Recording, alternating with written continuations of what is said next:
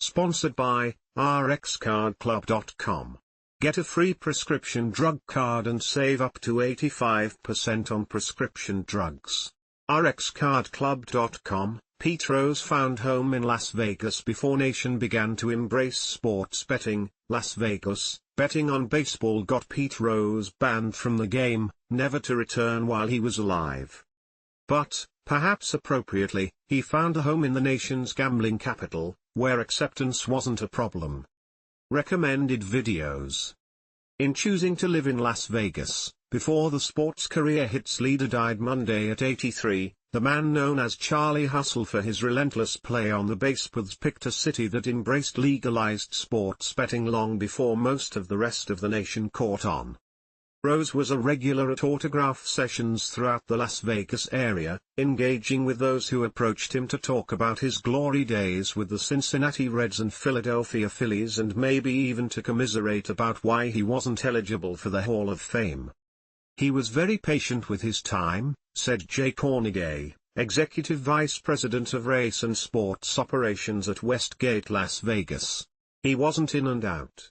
After the sessions, he stayed around and spent time with the fans and answered a lot of questions. His whole history speaks for itself, but as far as the Hall of Fame and betting on sports, he was more popular than ever.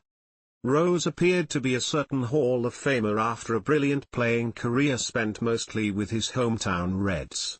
He was a 17-time All-Star, won 3 World Series rings and set the record with 4,256 hits to surpass Ty Cobbs' long-held mark of 4,191. But his journey to Cooperstown was derailed when Rose was embroiled in a betting scandal while managing the Reds. A Major League Baseball investigation determined that Rose bet on MLB games between 1985 and 1987, including those involving the Reds, and he agreed to a lifetime ban in August 1989.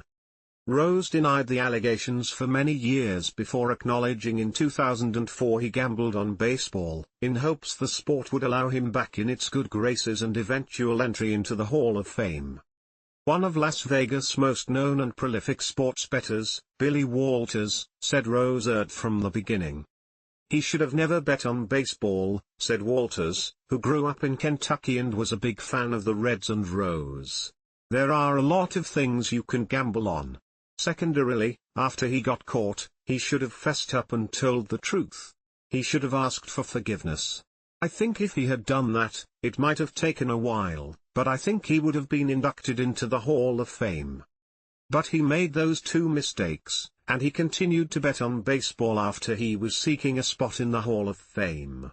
Look, there's no one in the world who's more pro-gambling than I am, but if you're in some sport, especially baseball, you're not allowed to do that.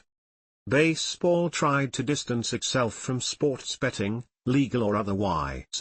After the Black Sox scandal in which 8 Chicago White Sox players were banned for throwing the 1919 World Series to, coincidentally, the Cincinnati Reds. White Sox star Shoeless Joe Jackson, who had a lifetime